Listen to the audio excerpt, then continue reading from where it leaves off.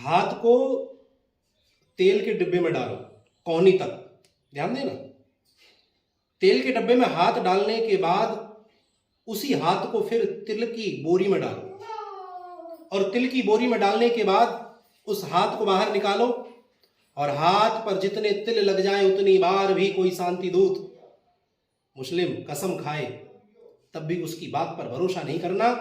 ऐसा कहा था हमारे गुरु गोविंद सिंह जी ने। ये उनका वाक्य है, और इन महापुरुषों के अनुभव पर हमें और आपको ध्यान देना होगा। हमें इतिहास गलत पढ़ाया गया, कारण रहा वामपंथियों को इस इतिहास को सौंप दिया गया, लिखने का कार्य वामपंथियों को दिया गया।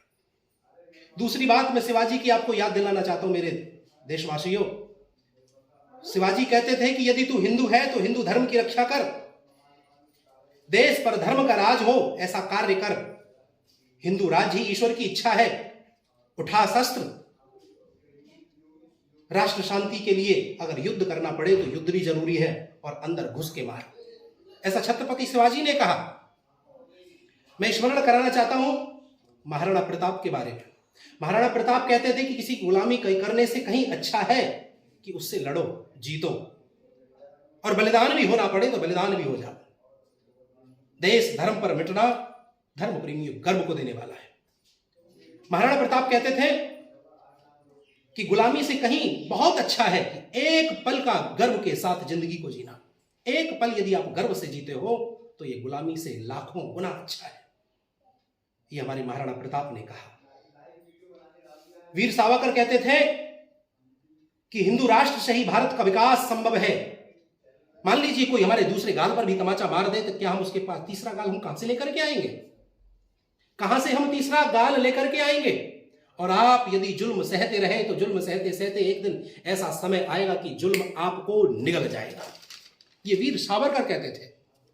और नाथूराम जी को भी मैं याद दिलाना चाहता हूं क्योंकि उन्होंने देश के हित में बहुत बड़ी बात कही।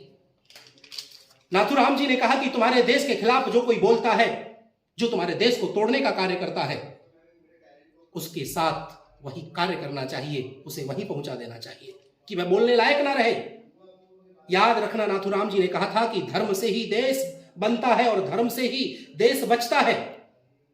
और नाथूराम जी कहते थे कि देश के लिए प्राण देना छोटी मोटी बात है। तो इन महापुरुषों की बात को आपको याद रखना पड़ेगा। इतिहास सच्चा क्या है ये आपको जानना पड़ेगा। तो मेरे भाइयों, आवश्यक है इस इतिहास के बारे में। बोलिए भारत माता की जय। जय श्री राम। और सुनिए, अगर शहद जैसा परिणाम चाहिए तो मधुमक्खियों जैसी एकता रखो मेरे हिंदू भाइयों। जब मधुमक्खियों की तरह आप एकता रखोगे तो शहद जैसा परिणाम आपके साथ अवश्य आएगा। इसीलिए इतिहास को समझो, इतिहास को जानो। धन्यवाद। जय श्री राम।